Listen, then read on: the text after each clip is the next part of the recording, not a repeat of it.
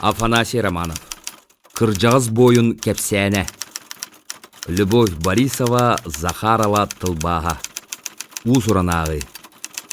Айымнины ағар Роман Макаров. Кепсән бастықы чаға.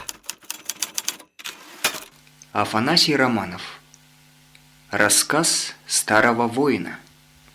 Перевод Любови Борисовой, Захаровой.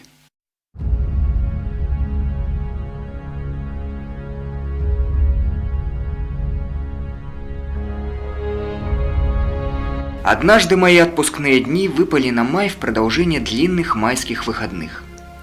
Мне, как человеку, работающему в большой организации, это стало неожиданной приятностью. Так как более проворные коллеги заранее бронировали даты для путешествий, мне никогда не удавалось отдыхать летом. Но иногда брать отпуск осенью или весной было нам, мужчинам, на руку, если этот отдых совпадал с сезоном охоты. В этот раз я ничего не планировал, разве что хотел заняться на даче кое-какими постройками. Но жена удивила меня, подарив путевку в профилакторий со словами, чтобы поправил свое здоровье. Так я и оказался здесь. Для человека, не избалованного отдыхом в дальних краях, профилакторий оказался весьма хорошим местом. Внимательный персонал, вкусная еда, полезные процедуры, приятный отдых. Все ради здоровья. В один прекрасный день в мою комнату переселили пожилого человека, ветерана, вся грудь которого была в орденах и медалях. Поговаривали, что он своенравный и вспыльчивый человек, поэтому не нашел общего языка с прежним соседом по комнате, тоже ветераном войны. Я был немного обеспокоен, так как не хотел портить отдых подобными неприятными ситуациями. Но с первых минут знакомства новый сосед показался мне общительным человеком, обычным стариком. Заметив мою осторожность, он спокойно сказал: «Не слушай, о чем люди говорят. С этим стариком мы давно не ладим. Он участвовал на войне с Японией, а бахвалится так, как будто воевал больше нас. Он член Совета ветеранов, посещает все собрания тайонов. Даже детей своих обеспечил квартирами. А наши когда получат жилье? Неизвестно». Так началось наше знакомство. «Иди сюда, сынок, почаевничаем», — пригласил он. «Как принято у якутов, познакомимся, узнаем друг о друге. Ты сам откуда? Кто твои родные? Где работаешь?» За чашкой чая мы поговорили достаточно долго. Старик рассказывал, что всю жизнь проработал в аппарате руководящих органов. Проживший долгую жизнь, ему было о чем поведать. Мы с ним быстро сдружились. Я стал для него правой рукой. Утром к завтраку готовил ему чай, занимал очередь на его процедуры, ходили вместе в столовую, гуляли, играли в карты. Старик относился ко мне как к своему сыну. Рассказывал мне разные истории из жизни, делился своими умозаключениями. Темы его рассказов были самые разные. Мне больше всего нравилось слушать о том, как он воевал с немцами в Великую Отечественную. Когда нас призвали, мы боялись одного, что не успеем попасть на войну, пока доберемся из Якутии. Совсем дураками были. Думали, что наша Красная Армия быстро разобьет немцев. Так, в 1941 году, в самом начале войны, мы человек 20 односельчан сами вызвались на фронт, и из них никто не вернулся. Весь ужас войны, ее настоящее лицо мы узнали, только приблизившись к Западному фронту. А до тех пор ехали в приподнятом настроении с песнями. Не думали о смерти. У всех были мысли о скорой победе.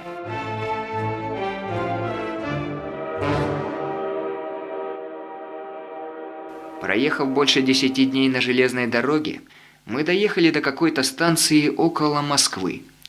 Люди в военной форме построили нас в 3 ряда и приказали: «Первый ряд направо, второй ряд налево, вперед шагом марш, третий ряд оставайтесь на месте». Мы, якуты, сразу не сообразили, что к чему, и оказались в разных рядах. В тот день мы расстались навсегда.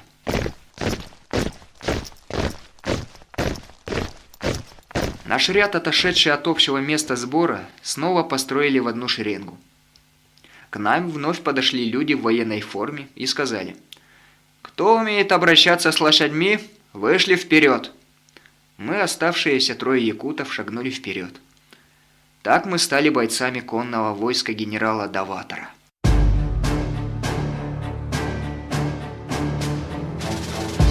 После прибытия в часть наши будущие однополчане встретили нас. Калмыки пришли, дикая дивизия. Пришлось много чего стерпеть от незнания русского языка. Нам казалось, что о нас говорят плохо. Слышна была одна матершина. Только потом понял, что для них это привычное общение. Через несколько дней нас перекинули в Подмосковье ближе к Новгороду. Свое первое боевое крещение я получил в местности колхоза «Красный путь». Нам, конным бойцам, приказали наступить первыми. Поэтому мы поскакали навстречу немецким танкам. Погибло очень много бойцов, в том числе и мои земляки. Когда попали в моего коня, упал и сломал руку, ребра, сильно повредил лицо. Санитары отправили меня в госпиталь. Лечился там 3-4 месяца. К тому времени корпус Даватора был расформирован в связи с большими потерями, и я попал в пехоту. С тех пор на войне ни одного якута не встречал. Война – это тяжелый труд. Живым оставался тот, кто много трудился. Во время коротких перерывов я занимался роем окопа. Глубокий окоп надежно защищал. Так я несколько раз спасался от неминуемой гибели. Парни ленились, рыли окопы только для лешки и ложили землю горкой перед окопом. Такой не спасал от бомбежек и разрыва снарядов, поэтому многие получали ранения или погибали. Как оказалось, то, что мы, якуты, терпеливы, умеем владеть собой при любых ситуациях, умеем приспосабливаться и добывать пропитание в любой местности, сыграло мне хорошую службу. Прибыв на место очередной дислокации, я изучал местность, затем выходил на охоту, добывал уток, кроликов, иногда кабана, косулю, а в степных просторах евражек. Готовил их, угощал ребят, парни голодные, уставшие, буквально накидывались на пищу. Поэтому меня очень уважали, закончил свой рассказ старик и, заметив пролетавшую мимо ворону, добавил: «Мясо вороны, кстати, очень вкусное».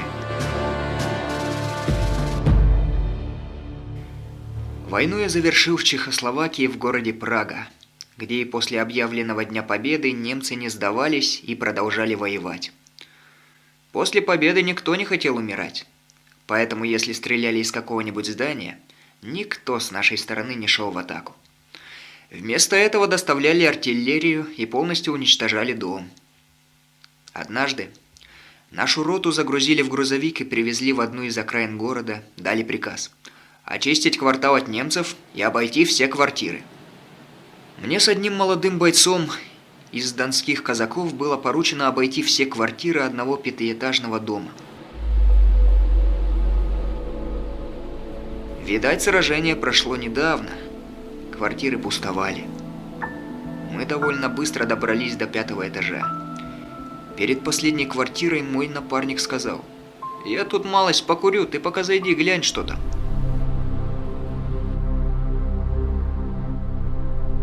Обойдя все комнаты, я заглянул в последнюю. Там стоял немец и менял военную форму на обычную одежду. От неожиданности оба некоторое время стояли и смотрели друг на друга, разинув рты. Немец ростом был намного выше меня. Я был хорошо вооружен, стал дергать за ремень своего автомата, но он, зараза такая, за что-то зацепился и не шел. Меня бросило в холодный пот. Тут я вспомнил, что в заднем кармане у меня есть трофейный пистолет от убитого немца. Как только я начал вытаскивать его, немец, что-то пробормотав на своем языке, накинулся на меня и схватил за горло. Силой он явно превосходил, потащил меня к окну, чтобы скинуть с 5-го этажа. Завязалась ожесточенная схватка. Я стал задыхаться, глаза готовы были выскочить из орбит. Все расплылось, словно в тумане. В какой-то момент я, словно очнувшись, увидел широкое лицо немцев прямо перед носом. Вдруг раздался страшный, душераздирающий крик. Он тут же опустил мое горло. Я сразу отпрыгнул в сторону и, наконец, смог вытащить свой пистолет. Смотрю, противник сидит, закрыв лицо руками, а между пальцами фонтаном хлестала кровь. Тут же, услышав крик немца, примчался мой напарник и, ударив автоматом по голове, оглушил его. «Что случилось? Как ты?» – спрашивает он меня. «Чуть не выкинул меня в окно. Погоди, дай очухаться», – ответил я. Более-менее успокоившись, мы внимательно осмотрели немца и увидели полное отсутствие носа. Судя по всему, выходило, что я откусил нос немца. Довольно долго мы искали этот нос, но не нашли. Мой напарник стал смеяться надо мной. «Кажется, ты проглотил его. И какой нос немцев на вкус?» Мы перевязали его лицо лоскутками одежды и доставили в эвакуационный пункт. Весь день однополчане шутили надо мной, рассказывали об этом случае всем, включая пленных немцев. «Это дикий человек из Сибири. Там очень холодно, ничего не растет, и еды совсем мало. Поэтому с голоду грызут друг друга носы и уши варят из них суп». «Посмотрите, как он перегрыз этому», — говорили они, показывая на того несчастного немца. После этого люди стали обходить меня стороной. А я ведь до сих пор не пойму, неужели я и действительно проглотил нос немца? Ничего не помню. Схватка-то была не на жизнь, а на смерть. С тех пор стал известен как боец, съевший нос немца. Завершил старик свой очередной рассказ. Сегодня День Победы. Проснувшись, я обнаружил, что старик, который всегда вставал рано, спал без задних ног, и даже показалось, что он лежал в том же положении, в каком уснул. Я решил его не беспокоить и по своему заведенному порядку вышел на улицу, побегал, походил, поразмялся. Майское солнце ярко светило и грело на ясном небе, местами виднелись пушистые облака. Был по-летнему теплый, чудесный день. Я собрал сосновые шишки и положил в карман, затем сорвал первые весенние цветы, подснежники и вернулся в комнату. Старик все еще спал. Чтобы обрадовать старика, я выложил на его стол надпись из шишек «С Днем Победы». В стеклянную банку с водой опустил цветы и тоже поставил на стол. Накануне он поделился, что его пригласили принять участие в параде ветеранов на площади Победы. К 9 часам за ним должен был приехать его сын, но мне показалось, что он не очень хотел идти туда. Слишком длинные речи говорят, ноги не выдерживают. Нам, ветеранам, стоять долго тяжело. С этим не считаются, печалился он. Ну ладно, пусть еще поспит, решил я, и сходил на завтрак один. Его завтрак принес с собой в комнату. «Сынок, спасибо тебе за такой приятный сюрприз», – встретил меня старик. «У меня к тебе просьба. Можешь, пожалуйста, попросить, чтобы сегодняшние процедуры сделали мне сейчас?» Я сходил к дежурному фельдшеру. Вскоре она подошла, поставила ему укол. Старик был очень доволен. Затем поговорил по телефону с сыном и, дожидаясь его, стал облачаться в свой нарядный костюм. Я помог ему надеть тот самый увешанный орденами и медалями пиджак, который весил, по-моему, несколько килограммов. Пожилым людям в таких тяжелых пиджаках действительно, как он говорил, очень тяжело стоять по 2-3 часа. Да еще и на солнцепёке.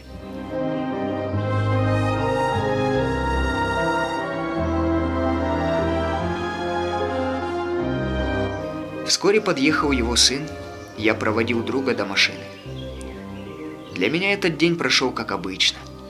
Под вечер, когда собирался заснуть, старик вернулся. Было видно, что устал. По нему нельзя было сказать, что побывал на праздничном параде Победы. На его лице не было ни радости, ни особого воодушевления. С тех пор, как жена покинула этот мир, все больше дети отдаляются от меня. В своем доме чувствую, будто не в своей тарелке. С тобой знаком хоть несколько дней, но будь моя воля, сегодняшний день отметил бы с тобой. Знаешь, я весь извелся на закате лет, анализируя прожитую жизнь.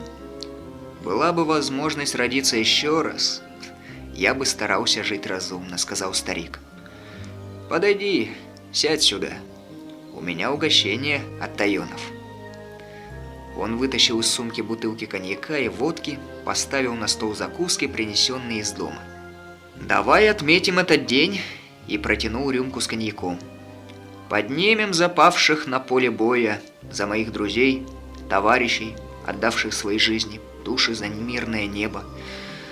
Светлой памяти их», — глотнул он и долго простоял молча, вспоминая друзей и товарищей однополчан. Так, вдвоем разговаривая о том, о сём, мы отметили День Победы. Затем старик перевел разговор на личную тему и стал открыто делиться. Я понял, что человек по своей сути является большим эгоистом. Вот я в молодости считал себя особенным, думал, что мир крутится вокруг меня. Для многих я почетный руководитель, ветеран войны, уважаемый человек, трудивший во благо республики родного народа. Порукой тому являются и эти награды. Я работал во многих организациях, да и в руководстве партии работал, но сегодня никто не поздравил меня, пожав руку, как ты. За все это я виню себя. Будучи Тайоном, руководителем никого к себе не приближал, выполняя приказы партии. Я не смог построить дружбу с коллегами. Подчиненные для меня являлись лишь чем-то вроде топора и лопаты. Я работал, не покладая рук, и не принимал участия в воспитании своих детей.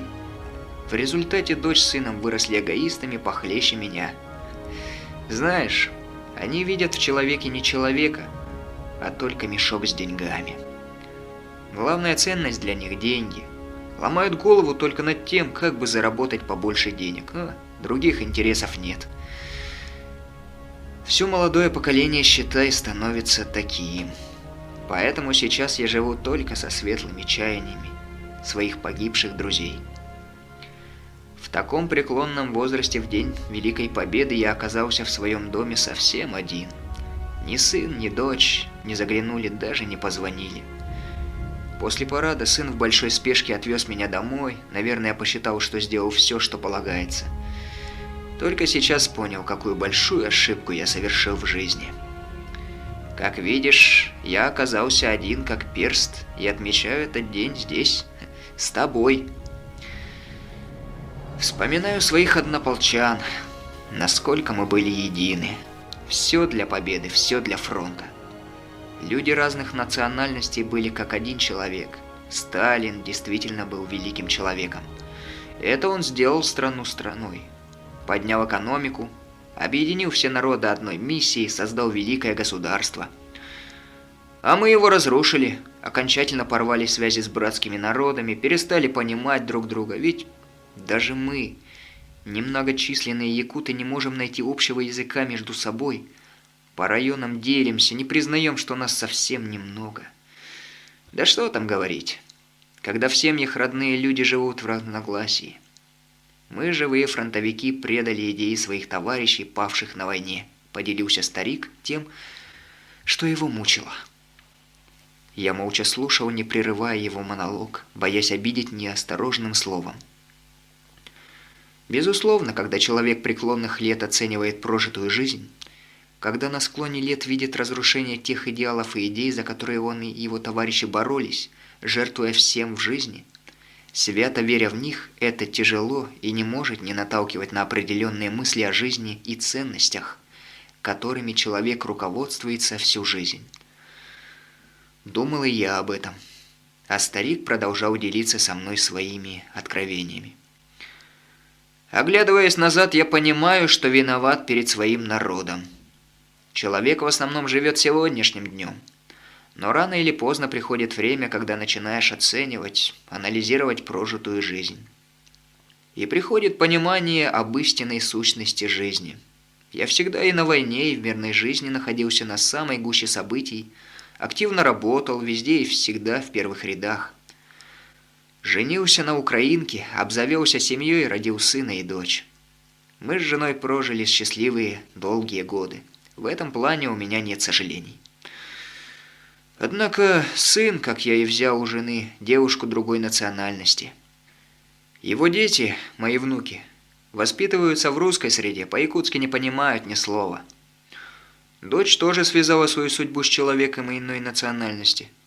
Получается, продолжением моего рода оказались не якуты. Для человека, который с гордостью говорит «я якут», это тяжелая ноша. Да, я прожил достойную жизнь, но, оказывается, не выполнил основное предназначение человека на этой земле – приумножение численности своего народа. Как человек, стоящий одной ногой у могилы, я тебе скажу, сынок, я ухожу из этого мира не с чувством удовлетворения и спокойствия, а с чувством проигрыша. Сколько бы мы ни били себя в грудь, жизнь сама вынуждает к чему-то, заставляет двигаться, управляет тобой, доводя до всевозможных ситуаций. Не будь войны, кто меня, ласного паренька-сироту, провез бы или каким-то образом заставил пройти по всей Европе? Я не знал тогда ни одного русского слова. Первое время, когда мои однополчане что-нибудь говорили, я на все бодро отвечал «нет», хотя сам не понимал, о чем шла речь. Потом, посчитав, что слишком часто повторяю «нет», стал щедро использовать слово «да». Даже собаку можно заставить лаять так, как научит его человек. И, конечно, через несколько месяцев научился говорить на русском не хуже моих русских братьев. С одной стороны, я счастливый человек. Прошел 4 огненных военных года солдатом, вернулся домой, ни разу не получив тяжелого ранения. Мои друзья, с которыми довелось мне вместе повоевать, пали. Со временем я стал для солдат неким оберегом. Перед атакой они стали держаться меня. Солдатское радио исправно работало. После каждого наступления командиры, да и солдаты тоже восклицали: «Этот якут снова жив!» Порой, сидя между боями в укрытии, просили бывало: «А ну, якут, спой свою песню!» В детстве, когда оставался сиротой, чтобы выжить, я ходил в помощниках у шамана. Вместе с ним, войдя в транс, начинал увлеченно напевать по-шамански. Меня останавливали, говорили: «Что-то слишком тревожно и печально звучит, словно пророчит чего-то». Сегодня в пожилом возрасте, вспоминая об этом, думаю, что так оно и было. Однажды, находясь в обороне, меня вызвал командир взвода. Войдя в землянку, я заметил несколько офицеров. Взводный начал спрашивать меня: «Ты шаман?» «Я у тебя уже 6-й взводный. От начала войны один ты в взводе остался в живых. Какими хитростями пользуешься?» На что я ему ответил: «Нет, просто я действую, думая по-якутски. Когда надо обороняться, рою окоп непременно выше человеческого роста. А еще я обязательно готовлю другой окоп, чтобы можно было укрыться при налетах вражеских самолетах и обстрелах артиллерии. Его рою не так, как сказано в уставе, на заднем 2-м рубеже, а наоборот, спереди, со стороны наступления немцев. Потому что немцы сначала бьют артиллерией и авиацией по основному рубежу, разнеся ее бомбежкой, а затем переходят ко 2-му рубежу. А я в это время перебегаю в окоп, подготовленный спереди. При атаке сперва выжидаю и определяю, где находятся их пулеметы и минометы, затем смотрю на рельеф местности. В итоге решаю, в каком направлении мне наступать, и никогда не бегу в ту сторону, где расположены их пулеметы и минометы. Других хитростей у меня нет. Среди тех офицеров присутствовал, как оказалось, командир артиллерийской батареи нашего полка. После той встречи он взял меня в свою батарею корректировщиком-наводчиком. Дело довольно непростое. Всегда находился в первых рядах между своим и немцем. В мою задачу входило обнаружение огневых позиций противника, точное определение местоположений танков, пушек и минометов. Если били мимо, делал корректировки. Однажды произошел весьма необычный случай. Ежедневно исполняя свои обязанности, я изучал оборонительное укрепление немцев. В какой-то момент заметил, как немцы доставили танк и с прицелом в нашу сторону опустили его в вырытую глубокую яму. Сообщил об этом своим по рации. Долго ждать не пришлось. Наши уничтожили его артиллерией. В тот день немцы определили место укрытия, дождались меня и открыли стрельбу из миномета. Кругом стоял ужасный грохот от разрыва мин. Я был оглушен и потерял сознание. Очнувшись, обнаружил себя засыпанным землей. Чувствую, что не хватает воздуха, стал задыхаться. С большим трудом вытащил голову из-под земли. Глотнув воздуха и чуть надышавшись, огляделся и увидел немца, который сидел недалеко и целился в меня из автомата. Я опешил, однако сделать ничего уже не мог. Неизвестно, куда делся мой автомат. Я был очень слаб, в голове гудело, из носа и ушей шла кровь. Я знал, что при малейшем движении буду расстрелян. Мне ничего не оставалось делать, кроме как в последний раз вспомнить родину, близких и мысленно попрощаться с ними. Немец этот казался моим ровесником. Мне же тогда было всего 20 лет. Противник мой вначале повел себя настороженно, следя за мной, затем понял, что у меня нет никакой возможности выбраться, отвел свой автомат и уселся рядом со мной. Стал что-то говорить, да откуда мне понять его речь, казался мне гусиным гоготом. Затем он закурил. Я был контужен, но заметил, что этот паренек не был похож на человека, который собирается меня вот-вот убить. Его лицо выражало добродушие. Он пытался со мной говорить, показывал что-то мимикой, руками, но я ничего не понимал. И тут неожиданно немец дал мне покурить, сунув табак в рот. Затем из рюкзака вытащил флягу со шнапсом и дал мне выпить. Я был ошарашен, подумал, прежде чем отправить меня в мир иной, он решил в последний раз дать возможность почувствовать мне удовольствие. Вдруг мы услышали, как кто-то недалеко заговорил с ним на немецком. Он взял автомат, я подумал, ну все, мне конец. Однако немец выстрелил в воздух, что-то закричал напарнику и, наклонившись ко мне, похлопал по плечу, затем шепнул: «Гитлер, капут!» Потом пополз в сторону своих. Ночью под прикрытием темноты пришли наши и откопали меня.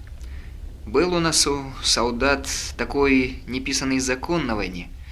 Ты должен точно знать, что стало с товарищем, жив он или погиб, и убедиться в этом лично. А тот случай с немцем меня до сих пор волнует. По времени это произошло после разгрома немецких войск на Курской дуге, поэтому может быть связан с некой переменой в их сознании. А может быть и в те времена среди немцев были люди разного толка, так что он мог быть или антифашистом, или коммунистом, да кто его знает. Затем нашу часть перебросили в Молдавию против объединенных вооруженных сил румын и немцев. По всему фронту было организовано наступление в направлении города Кишинева на оборонительные укрепления врага. Как рассказывают сейчас, там была использована новая тактика ведения боя. Первым делом наши самолеты провели бомбардировку, затем активно вступила в бой артиллерия. За нею пошла моторизованная пехота. В результате под Кишиневом за весьма короткое время была окружена и разбита большая группировка вражеских войск. Я переправлялся через Днепр. После первого мощного обстрела артиллерии указал своей батареей на оставшиеся огненные точки противника. Наступившие по моему направлению солдаты прошли без всяких помех. Вот эта медаль за отвагу была получена за тот бой. Старик показал мне одну из своих медалей. В том наступлении с нашей стороны тоже оказалось немало потерь. Поэтому нашу батарею отправили на отдых.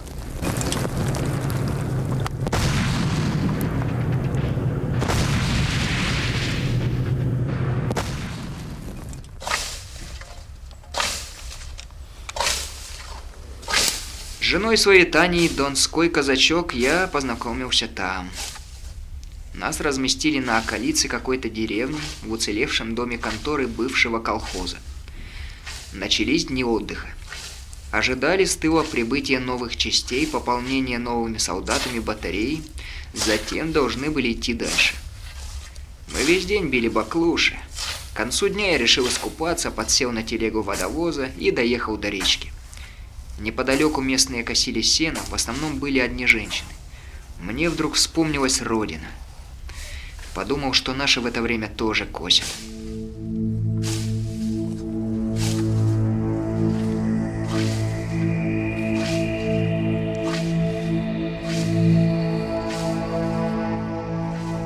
И тут мое внимание привлекла девушка с косой. Не по ее росту. Она неумело пыталась хоть что-нибудь скосить. Я подошел к ней и спросил, не нужна ли ей помощь. «Вот козам своим сено кошу.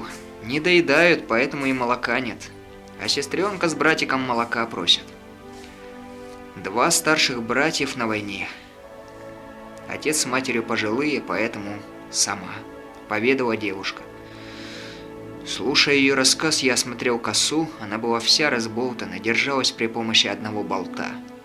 Я постарался сделать ее как мог. А потом, желая отвлечься от военных дум и окунуться в дела житейские, вспомнить родину, вызвался помочь девушке скосить сено. Девушка от радости начала прыгать. Мы с ней в тот день наговорились от души. Я рассказал, что родом из Якутии, описал красоту нашего края, про наши холода. Ей все было в диковинку. Она никогда не слышала о Якутии. День подходил к концу. Я решил на завтра тоже прийти. «Завтра я тоже приду. Принеси для оббивки косы хотя бы топор и молоток. Я тебе сделаю косу по-якутски». На завтрашний день я, как и обещал, пришел на покос. Вижу, рядом с девушкой стоит ее отец.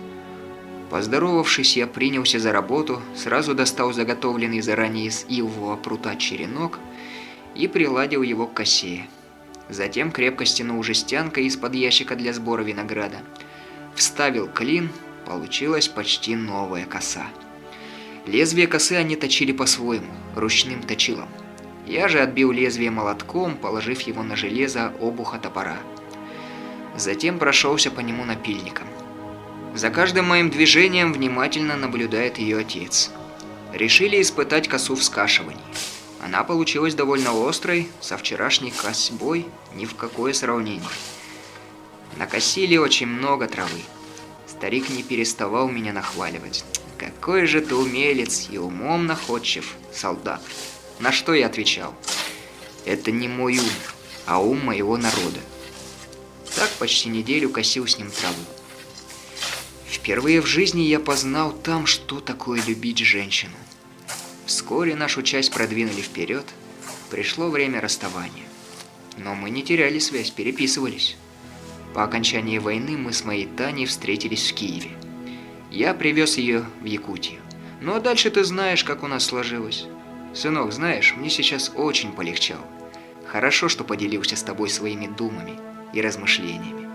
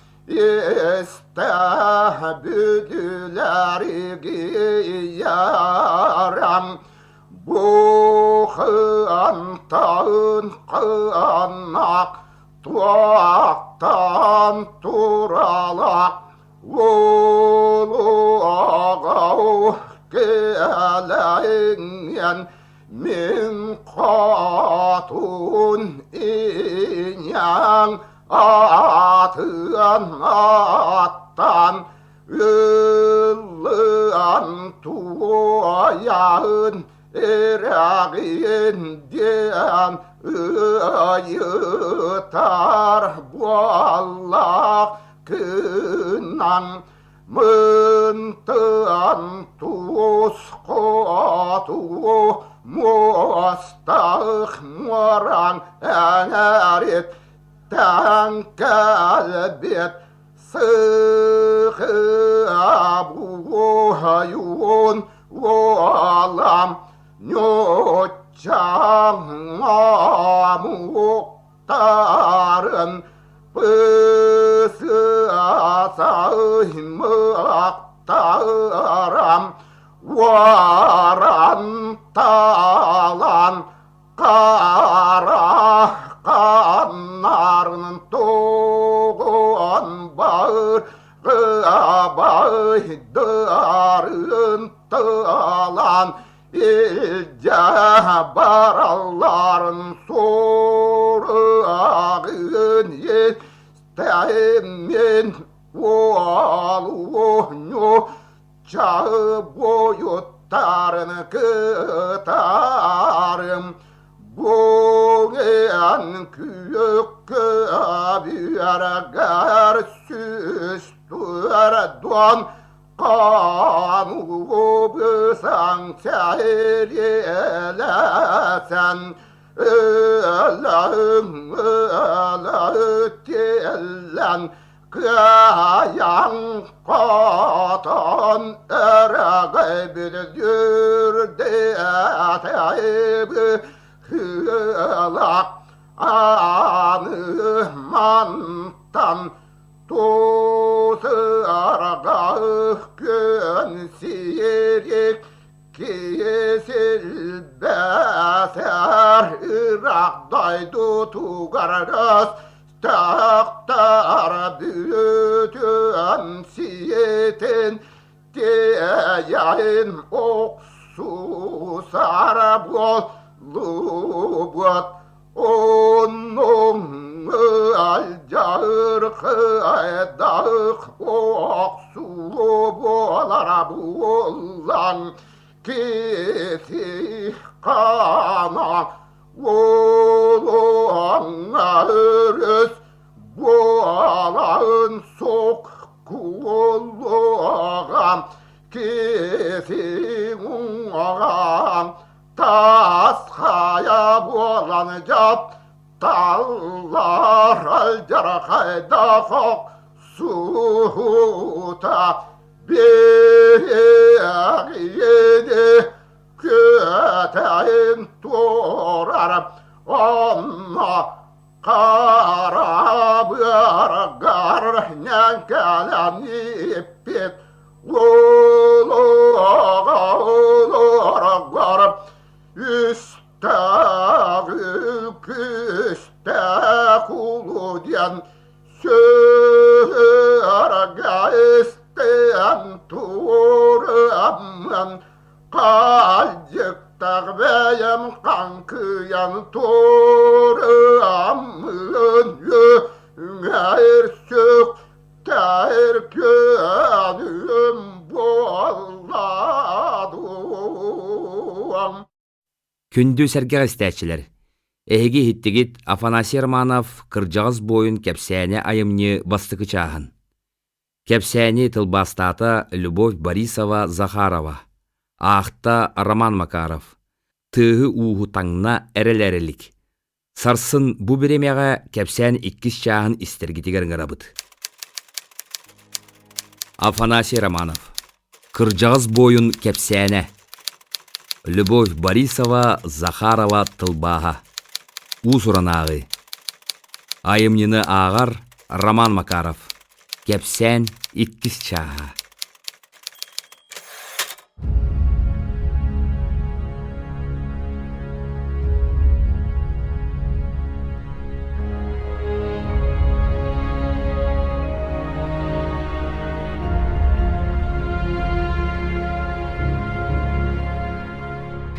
Старик ласково посмотрел на меня и поднял рюмку. Затем он продолжил свой рассказ. Есть у меня одно светлое воспоминание военных лет, связанное с этим угощением. Старик протянул мне 5-звездочный коньяк. После нескольких дней больших кровопролитных боев мы долго шли через просторную долину и неожиданно вышли к Днепру. Но заметили, что по ту сторону уже расположились немцы. Они нас заметили. Видимо, и они, и мы были настолько сильно измотаны, что решили укрепиться в своих местах, не обращая внимания друг на друга. Как только немцы замечали кого-нибудь у верхнего края берега, тут же стреляли. Говоря военным языком, наш берег был весь на пристрелке. Они поделили его на множество частей. Изучив их укрытие, я устроил свой окоп таким образом, чтобы было надежно, а самое главное, чтобы было удобно при стрельбе. Переднюю часть окопа сделал выше, затем приготовил место для оружия, для чего использовал все, что оказалось под рукой. Тальник, щепки, доску, так я смог стрелять, не выглядывая из окопа, но был уверен, что пуля точно попадет в цель.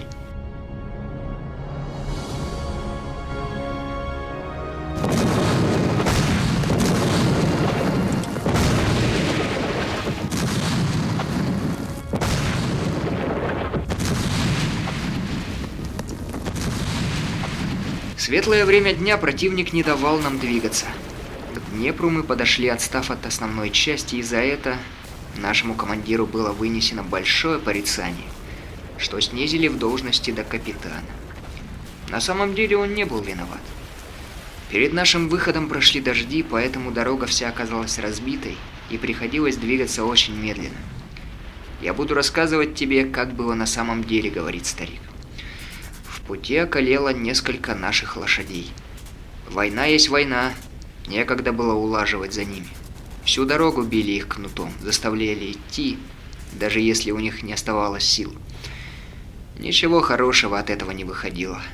Падших лошадей заменяли на тех, которых под дулом оружия отбирали силой у простого народа. Закон войны суров, он другой, чем написанный на бумаге, начал следующий свой рассказ мой старик. Наша батарея расположилась подаль от переднего эшелона, но я, как корректировщик, находился в ее авангарде. В батарее нас было 5. Всю территорию разделили между собой. Я по собственной инициативе взял участок, где противоположный берег был с обрывами и высокими холмами. Мне всегда доставался сложный участок, и то место тоже было не исключением. Благодаря повседневной тяжелой работе мне удавалось выжить. Мои товарищи тогда не понимали этого. В основном бойцы погибали при атаках на открытой местности. Однажды после наступления похвалили меня за мой правильный выбор. «Узкоглазый, да замечает все. Снова утер он нам нос», — говорили. Ударные силы располагались там, где могла проехать техника, поэтому в большинство случаев военные схватки происходили там. Без сомнения, при этом гибло огромное количество бойцов. На нашем берегу местами росли тальники и простиралась чистая равнина. Поэтому немцы, находившиеся на прибережной высоте, видели сверху все, замечали любое наше движение на дальнем расстоянии. А нам о них ничего не было известно, особенно то, каким вооружением обеспечен противник. И мне было поручено выяснить это. Командир вызвал и дал такой приказ: в течение 3 дней узнать, каким вооружением располагает противник на том берегу вглубь на километр. Повезло тем, что должен был готовить укрытие для наблюдения на выбранном самим месте. Однажды ночью с большой осторожностью я пробрался на заросший тальником Днепровский берег и устроил свое гнездышко поближе к реке. Дополнительно приготовил еще и засидку по-якутски. Она была схожа с землянкой. Из-за близости реки и моря там часто выпадали осадки, поэтому верх засидки укрыл, а вход делал сзади. Спереди прорезал отверстие для глаз, собирал немного камыша и застилал им низ. В общем, готовился лежать там сутками. Имел бинокль, также носил с собой оптический прицел снайперской винтовки. Он был намного четче бинокля, к тому же имел защитный козырек от солнечных бликов. Ширина реки была равна нашей Вилюй, так что немцев видел как на ладони. Их укрепление было мощным, Траншеи выкопали глубокие. Стоило мне немного пригнуться, их уже не видать. Берег был весь заминирован и обнесен колючей проволокой. Поэтому лишь изредка видел макушки голов, на миг показывающихся из траншеи. Отмечал на карте 2 пулемета и 1 миномет, которых обнаружил на их высоте. Вечером, тогда стемнело, шел к командиру с докладом. «Товарищ командир, при визуальном наблюдении переднего края обороны противника мною обнаружены 2 пулеметные точки и 1 минометная. Место их расположения занесено на карту. Изучение огневых точек противника на глубину 500 метров не произведено ввиду отсутствия видимости». Командир заключил, что для изучения обратной стороны высоты будет использована полковая разведка, и отпустил меня отдыхать. Вернулся в нашу землянку, а там бойцы основного состава уходили ночевать в другие землянки. В ходе разговора с ребятами делали выводы о том, что нашему полку противостоит не сильно вооруженный враг. И предполагали, что на том берегу стоял примерно такой же полк, как наш. Значит, противник не имел преимущества неожиданно нас атаковать. Таким образом, посчитали, что хорошо укрепившись, надолго можем залечь в обороне. Такие разговоры обычно быстро распространялись по солдатскому радио. Ситуация становилась такой, какой мы и предполагали. Прошел целый месяц, как стояли, укрепившись на одном месте, и неизвестно, сколько еще простоим. Лето стояло в самом разгаре. Никаких действий не происходило. По солдатскому радио узнавали, что под Курском шло большое сражение. В одно время нас стал беспокоить немецкий снайпер. Он отрезал наши места наблюдения от большой земли. Убил солдата, который доставлял еду. Второго солдата тоже накрыл, поэтому несколько дней мы не ели. Весь запас еды был исчерпан. И лишь наша батарея продолжала хорошо подкрепляться. У меня возникла идея подставить ловушку на зверюшек, похожих на наших евражек. Из волос хвоста лошадей я изготавливал селки, ночью вставлял их возле выхода из нор зверюшек. От того, что на них никто не охотился, они не были пугливы. Поэтому все поставленные селки сработали.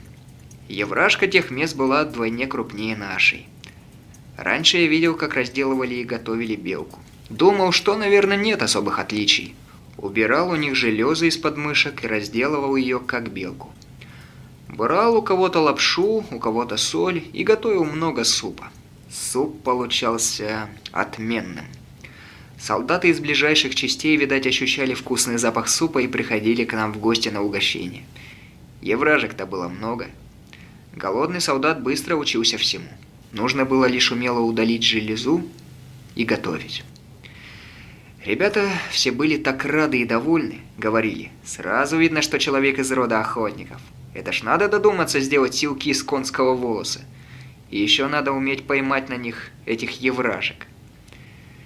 Тогда же завязался разговор о сибиряках.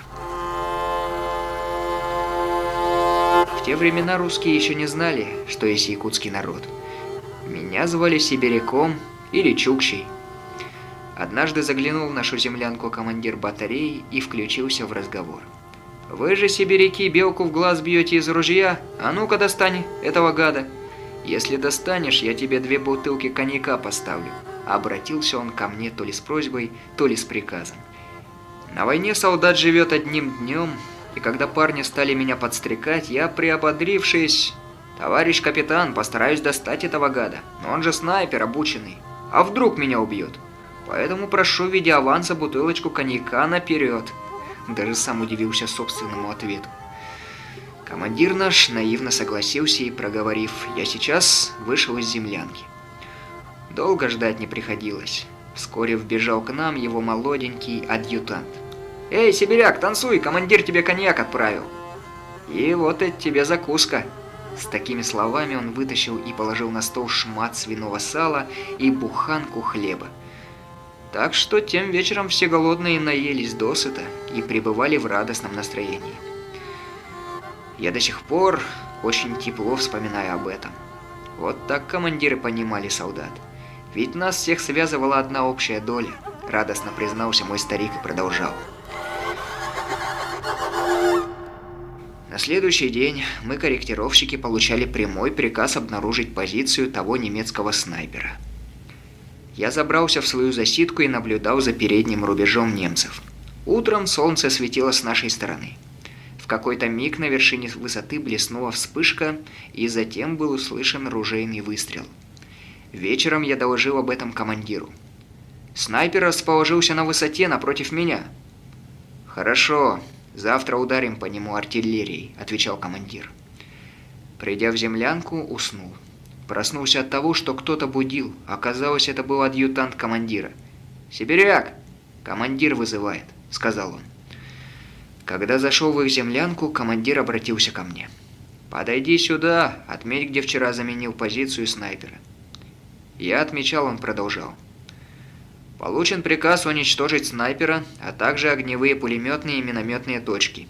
Идите на свою боевую позицию, если что, будете корректировать огонь батареи».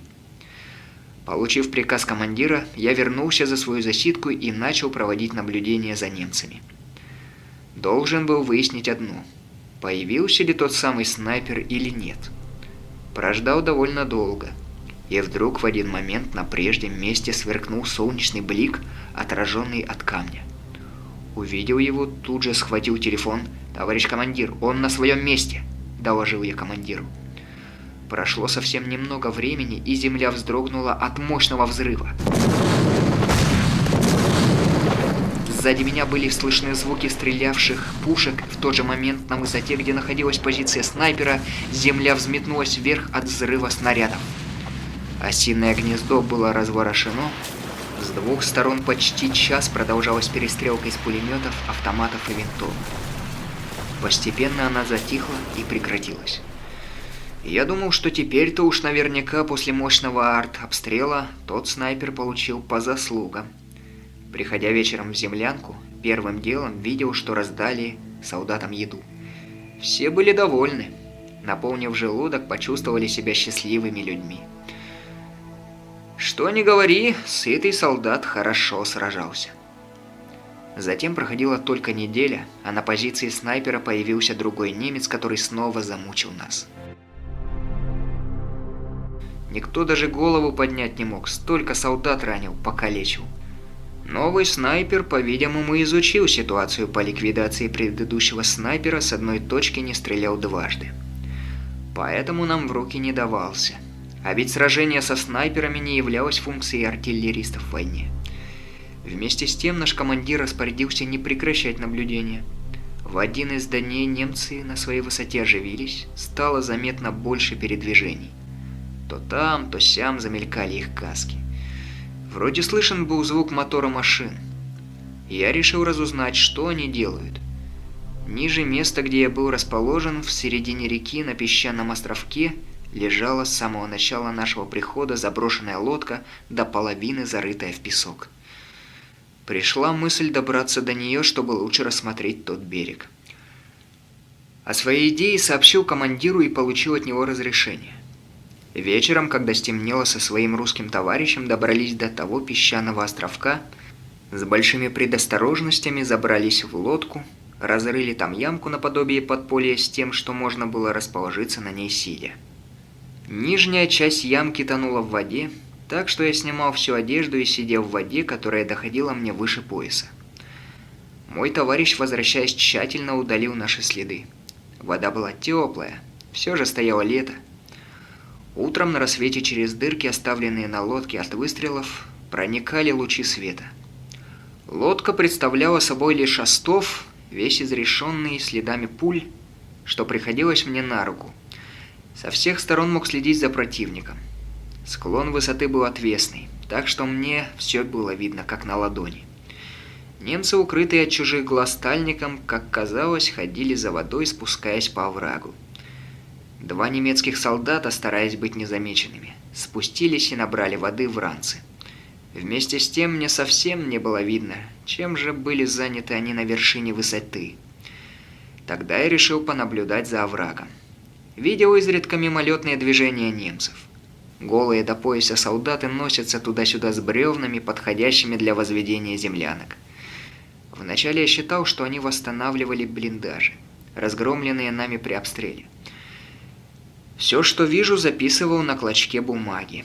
В какой-то момент мелькнула башня то ли танка, то ли самоходки. Судя по всему, немцы укреплялись, готовили кое-какие изменения. Про себя я подумал, что это нехороший знак. К тому времени у неприятеля против нашего полка не было танка, стало быть, откуда-то на подмогу прибыло подкрепление. И это не к добру.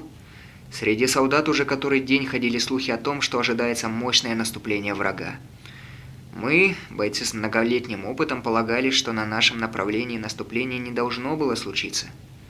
Было бы по-другому, нам уже давно не давали покоя. Тревожили бы ежедневно. Но такого не происходило, поэтому мы про себя радовались. На войне не так, как в кино. Немцы – народ-воитель. Обе стороны несли абсолютно одинаковые потери, но техника решает все. Мы побеждали фашистов, имея преимущество по танкам, самолетам и артиллерии. Я целыми днями караулил своих немцев, а они работали, не покладая рук, пока не было никаких изменений.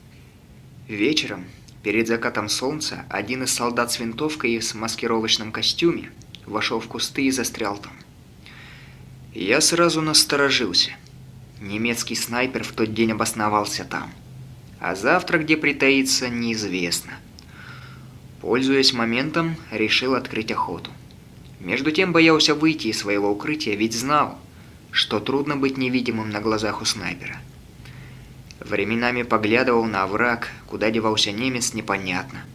Наступила глухая ночь. Там ночная темень такая, что даже вблизи ничего не видно.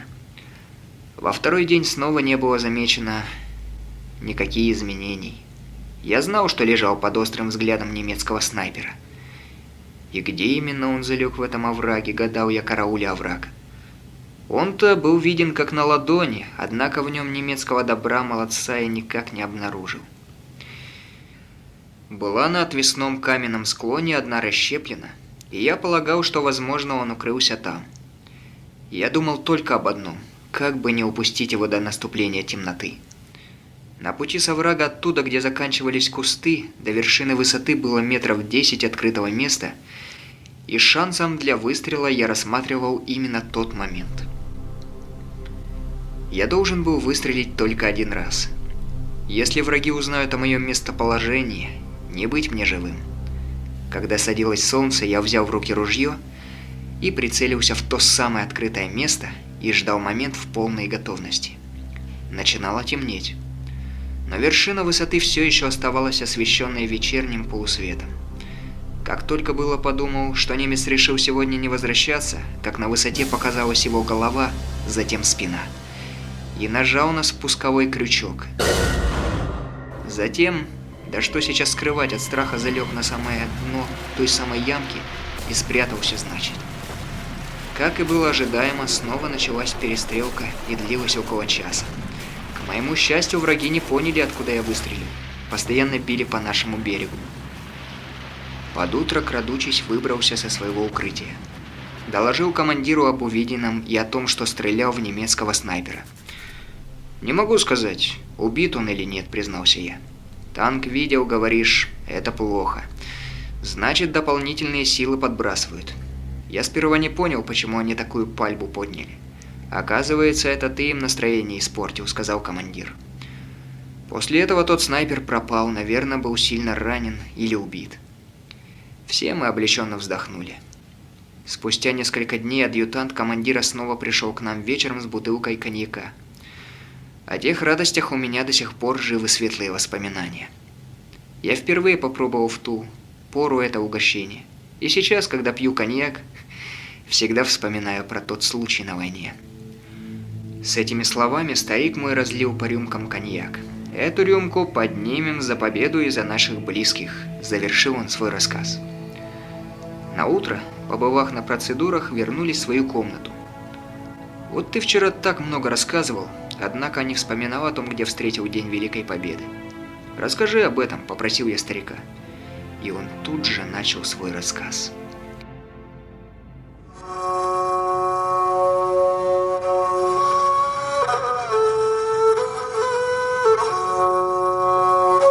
В последние дни войны я был в Чехословакии. Да нее воевал в Молдавии, Румынии и Словакии. Меня, паренька из Аласа, война неожиданно выдернула из моего замкнутого мира и, закрутив подобно вихрю, кинула в горячую битву под Москвой. Круглому сироте, мальчугану без чьей-либо поддержки и опоры это было психологически тяжело. По юношеской фантазии думал, что Красная Армия разгромит немцев еще до моего прибытия на войну, и я упущу торжество победы. Я тогда еще представлял себя как Кеша Алексеев. Думал, налечу, как он на коне, размахивая саблей на врага, уничтожу их и вернусь домой героем. Не было никаких мыслей о ранении, смерти, тяжелом труде солдата, о понятии войны. По-настоящему узнав лицо войны, я понял, кто такой Саха. Я впервые стал гордиться тем, что я якут. Я понял, насколько мой народ, моя родина и привили мне умение ко всему. Раньше я думал, что мы, якуты, занимаемся скотоводством и охотой ради пропитания. Пройдя 4 огненных года на полях войны, смело могу заявить о том, что якут на самом деле ботур, воин. И народ мой имеет предназначение воевать. Тому и способствовали наши многие умения, сноровка и смекалка, дарованная нам природой. Из одних моих умений и сноровки меня носили на руках немолодые представители разных народов. Война – это жестокое столкновение с врагом и суровой природой. Это грязная работа. Тогда на боевых местах будто во мне разыгрывалась древняя кровь моих предков. Я быстро понял и принял премудрости войны, благодаря чему остался жив. Нам было указано защищать свои травостойные сенокосные луга и аласы, родные озера и реки, наши густые лесные чащи. Я понял и знаю, что наша якутская суровая природа готовит нас к подобным ситуациям. А исконное мышление родного народа спасет и поможет выжить. В боях за Москву в жуткие зимние холода разводил огонь среди снежных сугробов, поил горячим чаем замерзших и голодных солдат, в удачные дни даже готовил суп. С того момента меня зауважали солдаты-однополчане. В тот период войны многие погибали не столько от вражеской пули, сколько от болезней, голода и холода.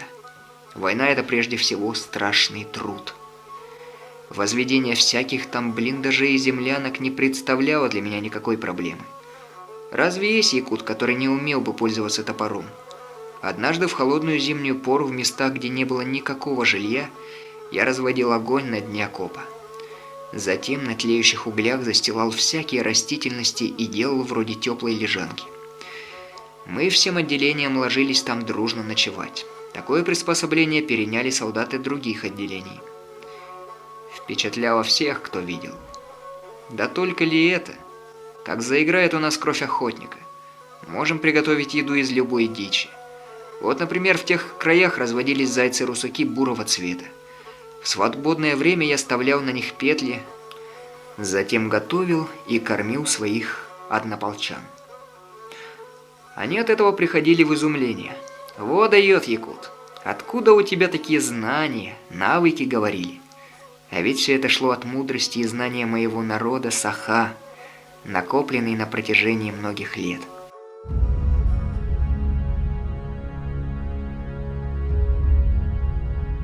С другой стороны, за 4 года войны я познал много чего.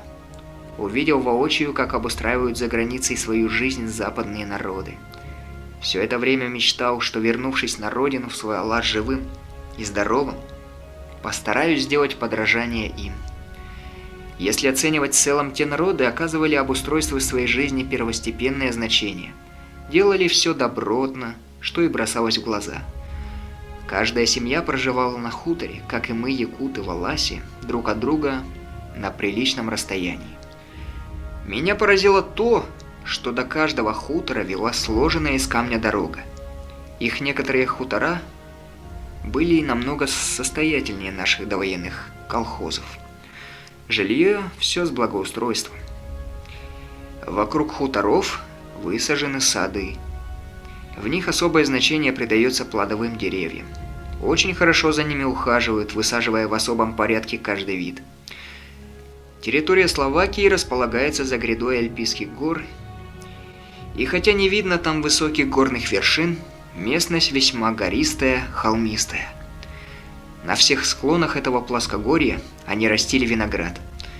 Тогда я был удивлен, как они прожили под немцем несколько лет, не испытав большого угнетения и унижения, а сохранив свой уклад жизни, жили весьма богато, в достатке. Их земли не были тронуты огнем войны. На территории Словакии я не увидел ни одного деревянного дома. Все постройки каменные. Местами виднелись замки феодалов, проживавших в прошлые столетия. Жители своими руками возводили эти каменные дома и укладывали дороги. Поскольку дело шло к исходу войны, враг все меньше оказывал сопротивление. В этих краях немцы не имели никакой сильной обороны, начиная с Румынии. Они лишь отступали.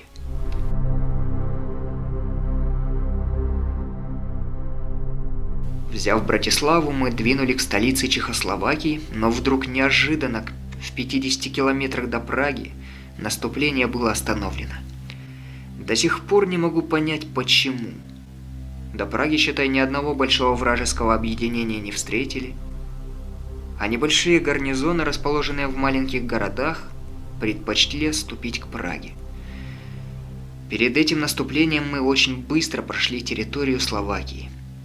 Те пункты, в которых немец подготовился к сопротивлению, проезжали, не вступая в бои. Наверное, затем кто-то с ними разбирался. Разве можно сравнить с прошлым? Столько у нас силы и мощи. В прошлом, передвигавшиеся пешком, мы стали всегда ездить на машинах. Так что жизнь наша становилась безмятежной. Временами встречали идущие навстречу машины с ранеными. Наши люди ехали в хорошем настроении с песней. Мы завидовали тем солдатам. Для них война была закончена. Они остались живы. Ну как не радоваться?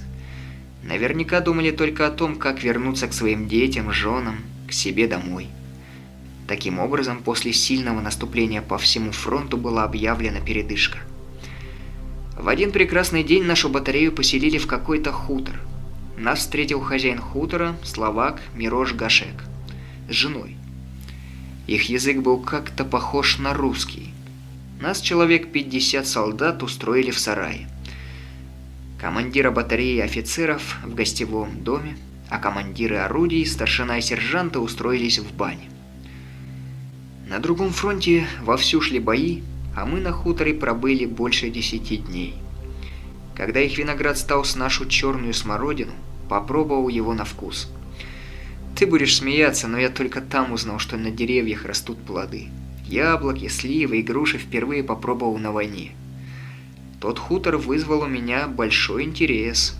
Они жили, как и мы, отцовские роды и семьи в отдельных подворьях. Мне было удивительно все, и все в новинку. За хутором протекала речка.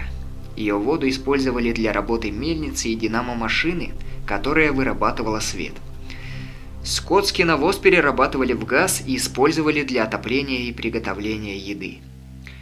Ты видишь, как уже тогда они были развиты. И электричество, и газ они вырабатывали у себя сами. А к нам до сих пор такая мысль в голову не приходила. С этими словами старик отмахивался обеими руками. Мне очень нравилось, как они держали в полной чистоте хутор, как внутри, так и снаружи. Хозяева утром и вечером перед сном убирали весь мусор. Содержали, как и мы, лошадей, коров и коз.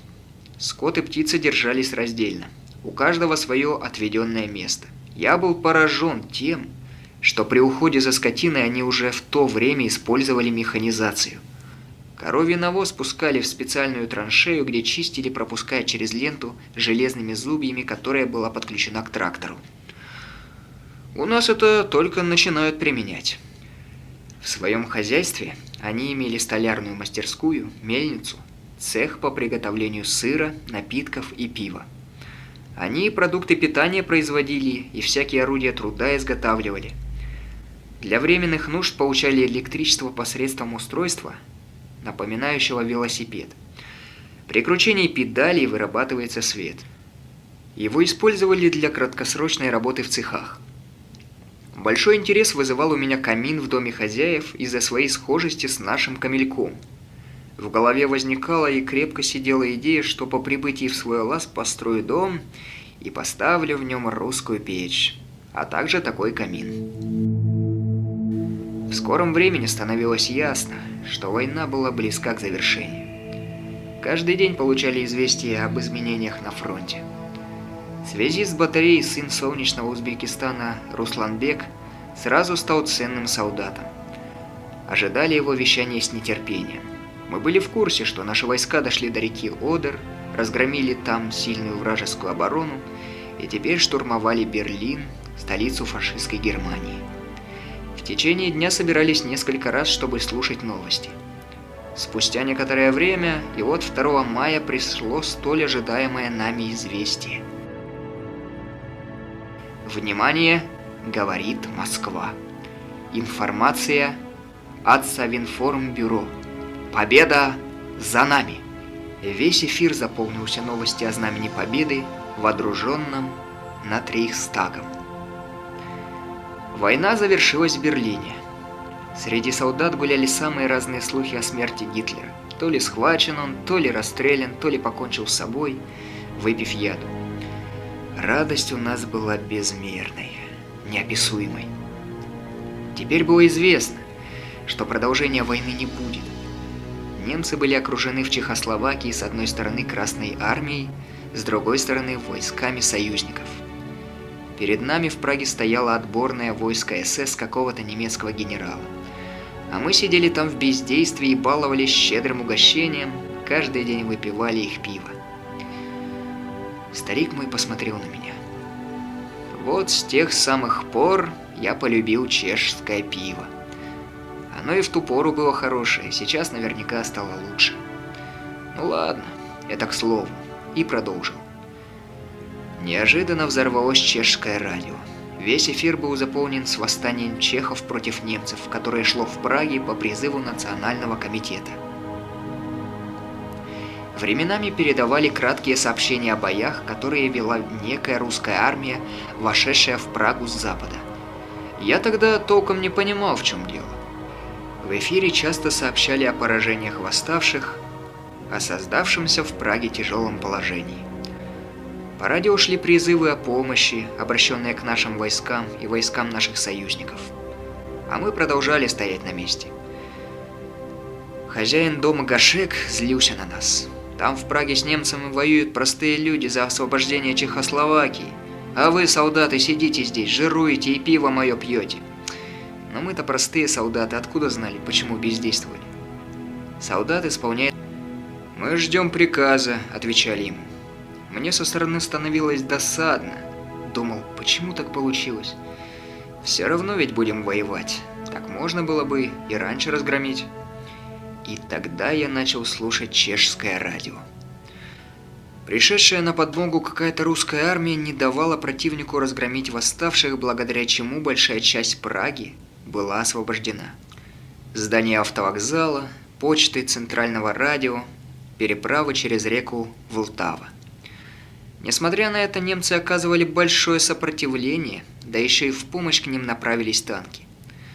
Слышали о ходе событий и сообщений. И вот, слушая по радио те новости, «Это что за русская армия там воюет на стороне чехов?» – спрашивал у своих. «Это власовцы». Зачем они вдруг начали воевать против своих фашистских хозяев за освобождение чехов? Они же изменники Родины, просветили меня однополчане. В тот момент я впервые услышал о власовцах. Я никак не мог уместить в своей голове о том, что против нас воевали наши же, русские. Понятно, что на войне было несколько предателей. А чтобы собралась целая армия и помогала немцев, воюя против своего народа, я никоим образом не мог понять. Да еще и защищая чехов, стали сражаться против немцев. Да, странно. И вдруг в ночь на 9 мая, около 2-3 часов, мы проснулись от звуков автоматных выстрелов на улице. Решив, что на нас напали немцы, кинулись сразу к автоматам. Неожиданно распахнулась дверь. Я, прыгнув в ту сторону, наткнулся на командира своей батареи. Он крепко обнял меня и поцеловал. «Якут, ура! Война кончилась! Победа за нами!» – сообщает он. Все смотрим на него с недоверием. С чего ты взял? Вот из штаба дивизии передали, что немцы капитулировали. Конец войне! Командир светился от радости. Мы даже не замечали, как раздавалось наше дружное «Ура!». Выскочили все на улицу, а там было светло от прожекторов и залетующих ракет. Стоит несмолкаемый гул и треск от автоматных, пулеметных и пистолетных выстрелов. Все небо было расчерчено следами светящихся пуль. Восторг и ликование одновременно и слезы радости – все было здесь. Мы, солдаты, друг с другом обнимались и целовались. Да, все мы от такого события, которого ждали долгие годы, вошли в какое-то необычное состояние. Всю ночь продолжались танцы, отмечали День Победы, продолжали пить пиво. Вдобавок давали по 100 граммов водки. Тогда в какой-то момент во мне разыгралась якутская кровь, и как бывший помощник шамана был довольно речистым и сказал: «Мы, якуты, дети солнца. Когда радуемся, все встаем в круг, держась за руки, изображая солнце. И поем, и танцуем, восхваляя его за то, что она нам дает тепло и свет». Затем подозвал всех к себе и завел Асохой. К тому времени я уже совсем неплохо говорил по-русски, поэтому хоть и простыми словами, но спел Асохой на русском. Когда затруднялся, вставлял якутские слова. К моему изумлению, образовали достаточно большой круг. После Асохая командир подошел ко мне и выразил свою похвалу так: «Хороший танец. Всех нас в один кулак собрал». Почувствовал я, что мы единый народ. Для меня, якутского воина, не было выше похвалы, чем это. Действительно, бойцы нашей батареи представляли разные народы и, вставая в круг, станцевали Асохой, как танец торжества победы. Вот так, сынок, в день Великой Победы якутский Асохой прозвучал на земле Чехословакии. Видно, что старик сильно разволновался. Вскочил с места, походил, затем сел обратно и продолжил свой рассказ.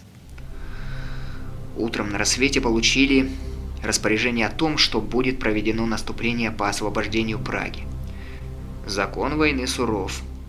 Отметив окончание войны, мы должны были вновь участвовать в сражении.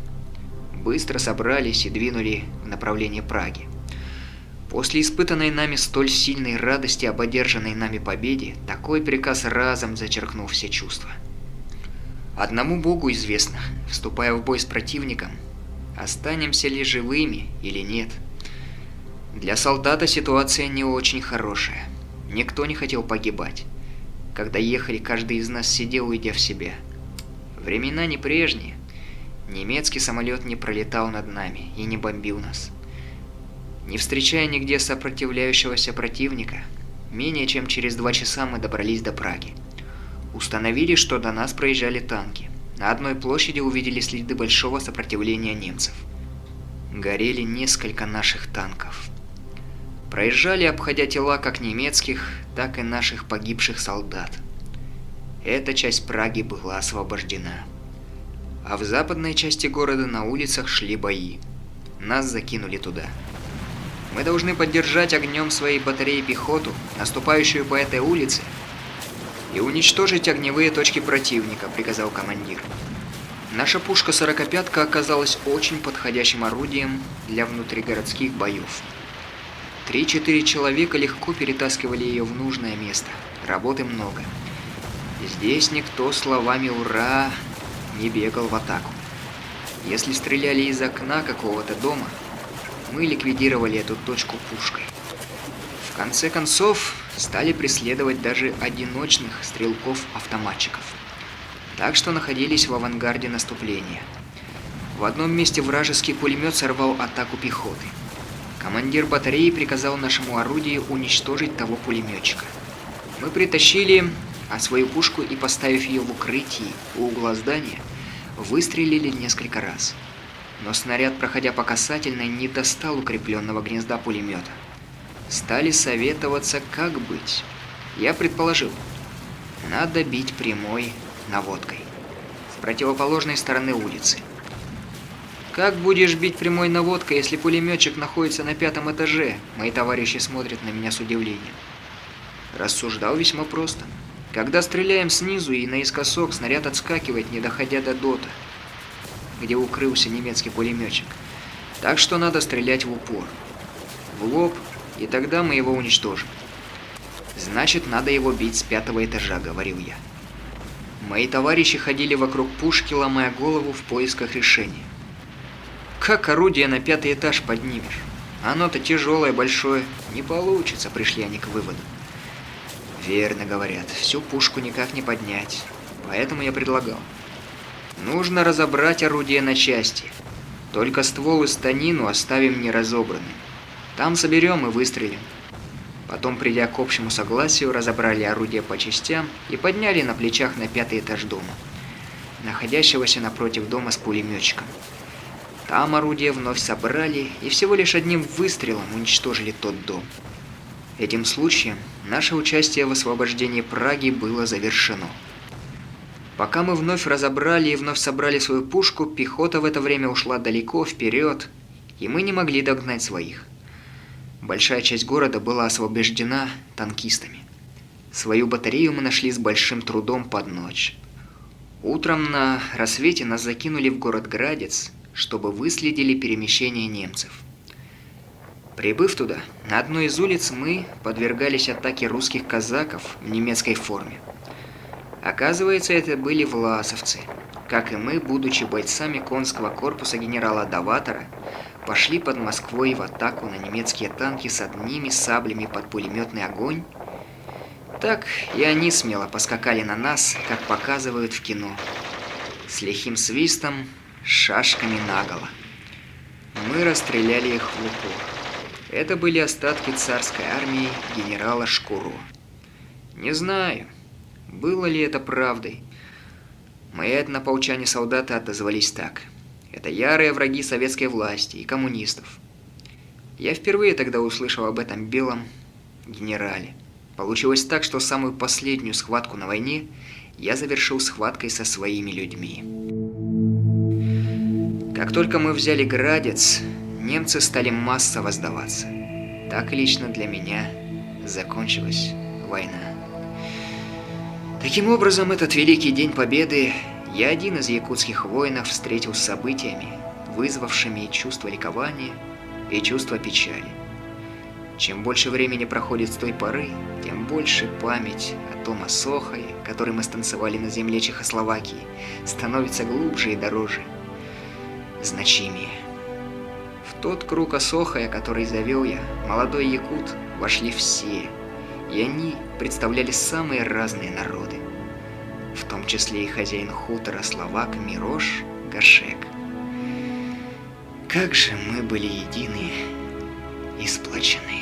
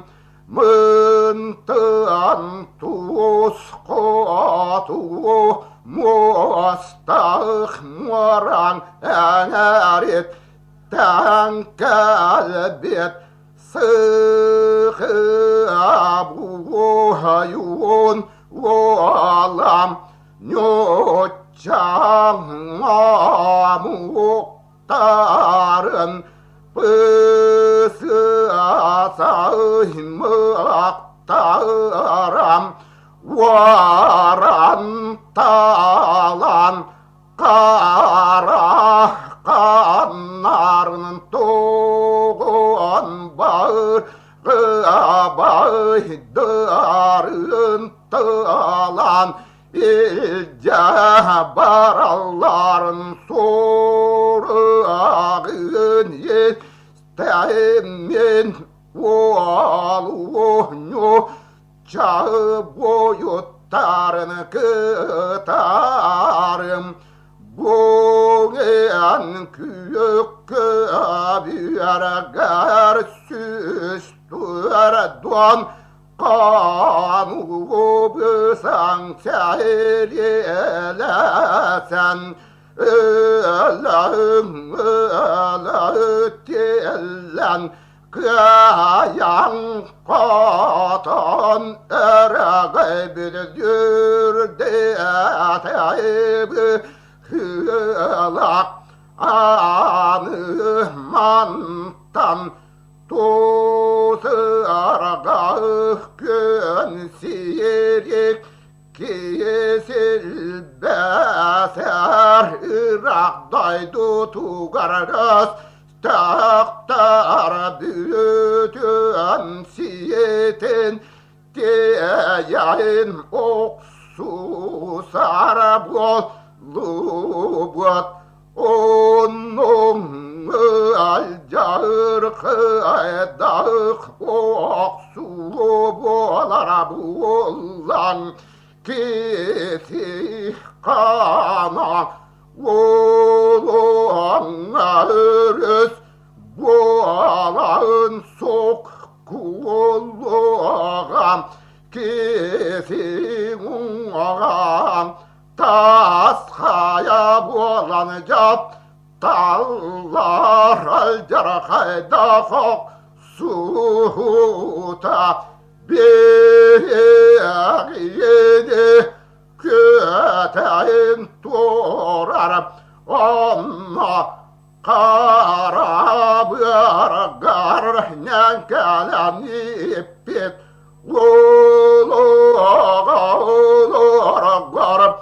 Üstağıl küstağ uluyan Sörga isteyen tuğramın Kalcıktağ beyim kankıyan tuğramın Yünger sök terkönüm bolladım Күнді сәрге істәчілер. Әйгі хиттігіт Афанасий Романов «Кыржағыз бойын кепсәне». Кепсәне тылбастаты Любовь Борисова Захарова. Ақта Роман Макаров. Тығы уғы таңна әрелерілік.